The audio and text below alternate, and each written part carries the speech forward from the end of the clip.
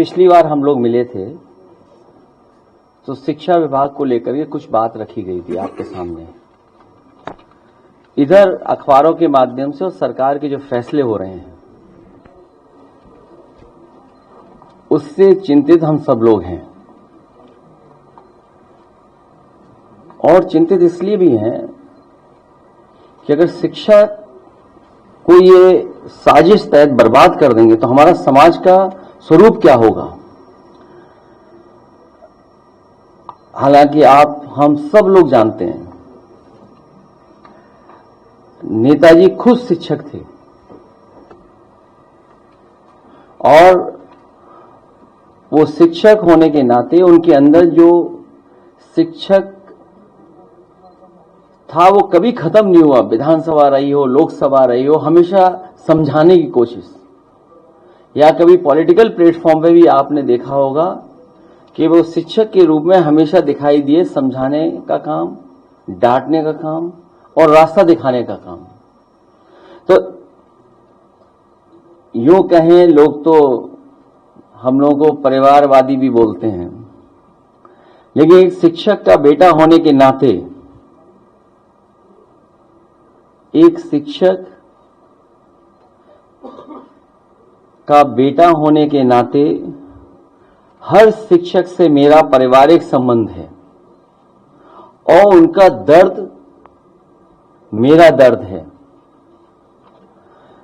जो साथी यहां हैं वो जानते होंगे कि जब भी नेताजी को, समाजवादी पार्टी को मौका मिला सरकार में काम करने का, जो भी शिक्षक आए होंगे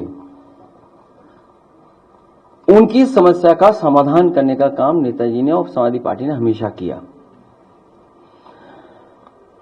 मैं कुछ बात आपके बीच शिक्षकों की और फिर उनकी इश्यूज को हमारे बाईं तरफ और दाईं तरफ लोग बैठे हैं वो एड्रेस कर देंगे, और पीछे जो छात्र पिछले कई वर्षों से शिक्षक जो आंदोलन कर रहे हैं, अपनी बात सरकार तक पहुंचाने की कोशिश कर रहे हैं, लोकतांत्रिक तरीके से कोर्ट में जाकर के अपनी बात को पहुंचाने का कर रहे हैं, उसके बाद भी सरकार अनसुनी कर रही है।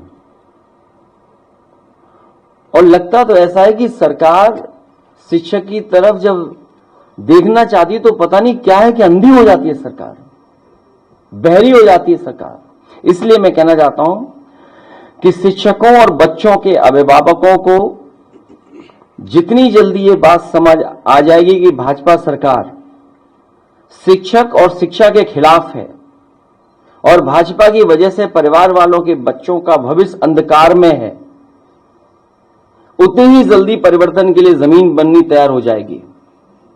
भाजपा रूढ़िवादी है और वो जानती है कि पढ़ा लिखा सवाल उठाता है, वो विभाजनकारी राजनीति का विरोध करता है। इसलिए स्कूल जितने कम होंगे उतना उसका विरोध कम होगा। शिक्षित नौकरी मांगेगा, सरकारी नौकरी होगी तो आरक्षण भी देना पड़ेगा। इसलिए आरक्षण विरोधी भाजपा के एजेंडे में नौकरी नहीं है, क्योंकि वो आरक्षण विरोधी हैं। इसीलिए सरकारी नौकरी भी उनके एजेंडे में नहीं है। भाजपा शिक्षकों और कर्मचारियों को विरोध का एक ऐसा आंदोलन शुरू करने के लिए बाध्य न करे जिससे हर क्षेत्र में ठहराव आ जाए। भाजपा शिक्षक और कर्मचारियों की समस्याओं के प्रति हमेशा बेरुखी का नजरिया अपनाती है। भाजपा की सरकार का एक हृदयहीन सरकार है। कई बार कहा हम लोगों ने कि हार्टलेस सरकार है। इनके जो फैसले हैं या जब कभी भी इनके फैसले लेने का समय हमने आपने कई मौकों पर देखा है, ये सरकार हार्टलेस है, हृदयहीन सरकार है। जिसमें संवेदना ना हो वो सरकार नहीं चाहिए किसी को भी। सबको याद है कि हमने ऑनलाइन हाजिरी के आंदोलन के समय कहा था, शिक्षकों पर विश्वास करने से ही अच्छी पीढ़ी जन्म लेती है। कोई शिक्षक देर से स्कूल नहीं पहुंचना चाहता है, लेकिन आपका इंफ्रास्ट्रक्चर क्या है? कोई शिक्षक कभी नहीं चाहेगा कि वो स्कूल लेट पहुंचे, लेकिन आपका इंफ्रास्ट्रक्चर क्या है? कोई शिक्षक देर से स्कूल नहीं पहुंचना चाहता है, लेकिन कहीं सार्वजनिक परिवहन देर से चलना इसका कारण बनता है, कहीं रेल का बंद फाटक और कहीं घर से स्कूल के बीच की 50 किलोमीटर की दूरी, क्योंकि शिक्षकों के पास स्कूल के पास रहने के लिए न तो सरकारी आवास होते हैं और न दूरस्थ इलाकों में किराए पर घर उपलब्ध होते हैं। इससे अनावश्यक तनाव जन्म लेता है और मानसिक रूप से उलझा अध्यापक कभी जल्दीबाजी में दुर्घटनाग्रस्त भी हो जाता है और होते भी हैं, जिसके अनेक उदाहरण मिलते हैं। कई बार हम लोग देखते हैं कि जल्दी के चक्कर में कई ऐसे हमारे टीचर्स हैं जिनका एक्सीडेंट हुआ है, जिनकी जान चली गई है। यदि किसी इमरजेंसी की वजह से शिक्षकों को व्यक्तिगत स्वास्थ्य या फिर घर परिवार और सामाजिक कारणों से दिन के बीच में स्कूल छोड़ना पड़े तो पूरे दिन की अनुपस्थिति होने की रिपोर्ट भेज दी जाएगी। एक्सप्लॉयटेशन शिक्षा विभाग में जो शिक्षक है वो जानता होगा। हमारे बहुत सारे साथी हैं, किस स्तर से एक्सप्लॉयटेशन है। हम और लीडर ऑपोजिशन यहां बैठे थे, जनता दरबार के माध्यम से लोगों से मिल रहे थे। उसी समय एक शिक्षक आया और उसने बताया कि उसके सामने क्या संकट है। हालांकि ट्रांसफर पोस्टिंग के बारे में आपसे बेहतर कोई नहीं जानता होगा, वो झगड़ा शुरू हो गया है। तो वो अपने ट्रांसफर की रेट बता रहा था, कितने लाख। देर से स्कूल पहुंचने या जल्दी स्कूल के वापस जाने के अनेक कारण हो सकते हैं, यहां तक कि विद्युत आपूर्ति के बाधित होने या तकनीकी रूप से भी कभी इंटरनेट जैसी सेवाओं के सुचारू संचालन में समस्या आती है। इसलिए डिजिटल अटेंडेंस का विकल्प बिना व्यवहारिक समस्याओं के पुख्ता समाधान के संभव नहीं है, क्योंकि जब आपका इंफ्रास्ट्रक्चर ही पुअर है तो आप कैसे डिजिटली इतना साउंड करना चाहते हैं, आप हर चीज उसी पे ले जाना चाहते हैं।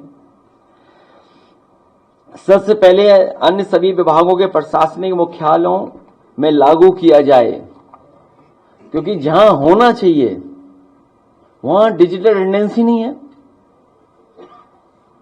लागू किया जाए जिससे उच्चस्थ अधिकारियों के और जो हायर हैं अधिकारी, बड़े बड़े अधिकारी जो लागू करना चाहते हैं, उनकी अटेंडेंस कई बार चैनल बताता है, दिखाता है कि वो कितना अटेंडेंस उनकी रहती है। सबसे बड़ी बात यह है कि इससे शिक्षकों को भावनात्मक ठेस पहुंचती है, जिससे उनके शिक्षण व प्रतिकूल प्रभाव पड़ता है। बोधपरक शिक्षण के लिए शिक्षकों का भावनात्मक रूप से जुड़ना आवश्यक होता है। स्कूल में केवल निश्चित घंटे बिताना ही शिक्षण नहीं हो सकता है कि आप फोर्सफुली पढ़ाना चाहते हो। शायद अगर फोर्सफुली पढ़ना चाहेंगे तो संभव नहीं है। आखिरकार शिक्षकों की एकजुटता के सामने भाजपा सरकार को डिजिटल अटेंडेंस, ऑनलाइन हाजिरी, ऑनलाइन अटेंडेंस का अपना आंतरिक निर्णय स्थगित करना ही पड़ा। वो क्योंकि जनमानस और आम लोगों की वजह से सरकार को अपना निर्णय वापस लेना पड़ा। भाजपा सरकार को अब ये समझ आ गया है, भाजपा सरकार को समझ आ गया होगा कि लोकतंत्र में जनता की आवाज ही सबसे बड़ा आदेश होती है, ना कि सत्ता की मनमर्जी। शिक्षकों को इस नैतिक विजय के लिए बधाई। गुरुओं के साथ जो अभद्र भाषा बोलते हैं, मैं उन गुरु का बहुत सम्मान करता हूं, और जब कभी भी टीचर्स, प्रोफेसर्स या वाइस चांसलर या और प्रतिष्ठित संस्था के कभी कोई आए होंगे तो हम समाजवादियों ने हमेशा उनका सम्मान किया। गुरुओं के साथ जो अभद्र भाषा बोलते हैं उनका अपमान करते हैं, वो अशिक्षित के समान ही हैं। अहंकार लोगों को अनपढ़ बना देता है, क्योंकि वो किसी की तकलीफ दुख को न तो पढ़ता है न सुनता है। शिक्षकों पर अविश्वास जताकर और उनका तिरस्कार करके भाजपा सरकार ने साबित कर दिया है कि न तो वो शिक्षा का सम्मान करती है, न शिक्षकों का भाजपा ने अध्यापकों का भरोसा खो दिया है, भरोसा भी खो दिया है, उनका सम्मान भी नहीं करती सरकार। हमने तब कहा था कि आशा के इस निर्णय के पीछे विधानसभा की आगामी उपचुनाव में भाजपा की हार का डर का कारण ही बना है और उपचुनाव के बाद ये मनमाना आदेश फिर से लागू नहीं होगा। और ये भी कहा था कि डिजिटल अटेंडेंस का आदेश केवल स्थगित नहीं बल्कि हमेशा के लिए रद्द होना चाहिए, क्योंकि अभी सरकार ने स्थगित किया है, अभी तक हमेशा के लिए खत्म नहीं किया है। एक शिक्षक परिवार से होने के नाते हम शिक्षकों का दर्द भी समझते हैं। हम में से बहुत सारे लोग हैं समाजवादी परिवार में जो शिक्षा से जुड़े ही हैं और वो हमारे आपके साथ काम कर रहे हैं। मैं एक भरोसा दिला सकता हूं कि समाजवादी पार्टी हम सब लोग हमेशा शिक्षकों के साथ हैं, उन तमाम छात्र नौजवानों के साथ हैं जो वर्षों से संघर्ष, वर्षों से अपनी मांग को लेकर के डटे हुए हैं। मैं आपके माध्यम से और हमारे कुछ साथी उनके रिप्रेजेंटेटिव बैठे हैं, हम उनको भरोसा दिलाना चाहते हैं कि समाजवादी लोग उनके साथ हैं। जब कभी भी समाजवादी पार्टी को मौका मिलेगा उनकी समस्याओं का समाधान करने का काम हम लोग करेंगे।